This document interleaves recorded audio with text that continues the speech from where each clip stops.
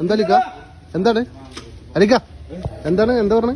മത്തി 400 ആയാലും 360 ആയാലും ഇങ്ങ മത്തി കൂട്ടൂല. 2 കിലോ 100 ആയാലും 400 360 ആയതേ മോനെ. കപ്പലിൽ കണ്ടെയ്നർ പോയിട്ട് വിഷമില്ലേ? വിഷം 360 400. ആര് ഈ 360 400 മേടിക്കണം? 50 രൂപ മേടിക്കണോരാണ് ഇപ്പൊ ഈ പറയണത്. 2 കിലോ 100 ആയാലും വിഷമൊന്നുമില്ല. വിഷം ഞങ്ങളെ വയറ്റിലേക്ക് പോയിക്കോട്ടെ എന്നാ പറയണത്. 2 കിലോ 100 ആകുമ്പോ പിന്നെ ഇതാണ് ഇപ്പൊ തരികിട. ഇന്റെ ഇടയിൽ നടക്കൂല. ഇത് മത്തി 300 രൂപ. അടിപൊളി മത്തി. മത്തി തിന്ന അമ്മ തിന്ന മോള് കൂത്താടും. അത് ചാടിക്കണ്ട. അതെ, ഇതിന്റെ പരിചയം ഉണ്ടാവോ? പരിചയം ഇപ്പൊ മത്തി നോക്കട്ടെ. അമ്മ മേടിക്കണ്ട. ഇപ്പൊ പൂർണ്ണ ഗർഭിണിയാണ്. പരിചയനൊക്കെ പൂർണ്ണ ഗർഭിണിയാണ് അമ്മ. പിന്നെ ചെമ്മീന് എന്താണ് ഇത്? രാജാവാണ്ട മോനത്. 350 400 240 ഉറുപ്പ്യ ഉള്ളതാണ്. 240 ഉറുപ്പ്യ. അടിപൊളി ചെമ്മീൻ. നിങ്ങക്ക് അപ്പൊ ഒരു 150 ഉറുപ്പ്യ കിട്ടിയിട്ടുണ്ടാവും. എന്ത് ചക്ക ചെമ്മീനാണ് 250. അക്ക ചെമ്മീന് മനക്കായി.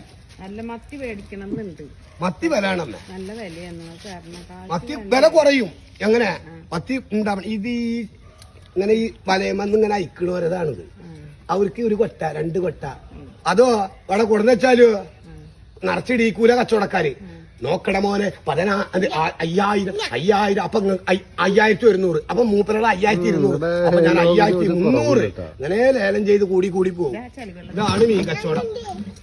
ഇത് ലാഭം കിട്ടിയിട്ടില്ല. പിന്നെന്ന് പറഞ്ഞാൽ മത്സ്യത്തൊഴിലാളി എന്ന് പറഞ്ഞ ജീവൻ പണയാൻ പറ്റിയുള്ള പോക്ക. അവരുടെ ജീവിതം അങ്ങനെയാണ്. നമ്മളൊരു മത്സ്യത്തൊഴിലാളി തന്നെ. പക്ഷെ എന്താ അവർക്ക് കിട്ടിയാലല്ലോ ഇപ്പൊ നമ്മൾ അവർക്ക് വേണ്ടി പ്രാർത്ഥിക്കും. പടച്ചോനെ അവർക്ക് പോയിട്ട് ഇത് കിട്ടണം. അപ്പാണ് ഞമ്മക്ക് റിസ്ക് കിട്ടുള്ളൂ. അവർക്ക് റബ്ബ് റിസ്ക് കൊടുത്താലും ഞമ്മക്കും കിട്ടും. 1/2 കിലോ ചെമ്മീന് എടുത്തോട്ടെ. ഇത് അത് മാറി. മാത്രം എന്നോട് പറയരുത് ഇതൊരു മരം. എന്റെ ഒരു വലിയ മരമാണ്. ഇത് നോക്കിട്ടാ. ആരാന്റെ പറമ്പിലെ മണ്ണ് കിട്ടുന്ന 120 ഉറുപ്പ്യക്ക് ഇത്. ഞാൻ പിന്നെ നോക്കണം. ഇന്നെന്താ